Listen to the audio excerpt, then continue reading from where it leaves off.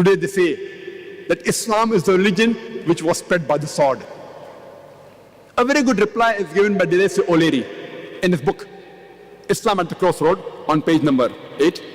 It says that history makes it clear that the legend of fanatical Muslims sweeping across the world, forcing Islam at the point of the sword over conquered races, is the most fantastic myth that historians have ever repeated. Testifies O'Leary is a very famous historian. He says that history makes it clear that the legend of fanatical Muslims forcing Islam at the point of the sword over conquered races is the most fantastic myth that historians have ever repeated. We Muslims, history tells us, ruled Spain for about 800 years. We didn't do our job. We didn't do dawah. Later on, the Crusaders came, we wiped out. There was not a single Muslim who could openly give the azan. We Muslims, we have ruled the Arab lands for the past 1400 years.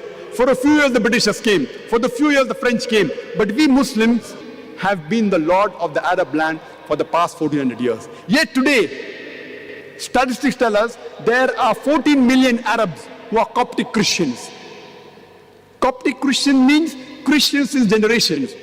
If we wanted, we could have converted every Arab into Islam by the point of the sword. We didn't do it.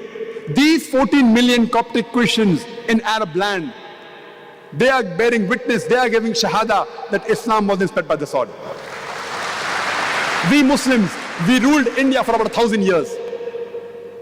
Today, more than 80% of the Indians, they are non-Muslim. If we wanted, we could have converted every Indian at the point of the sword. We didn't do it. Islam does not give us permission. These 80% non-Muslim Indians, they are giving shahada. They are bearing witness that Islam wasn't spread by the sword. Which Muslim army went to the east coast of Africa? Which Muslim army went to Indonesia, which has the largest population of Muslims? Which Muslim army went to Malaysia, which has more than 50% Muslim? Which army? Which sword? It is the sword of the intellect.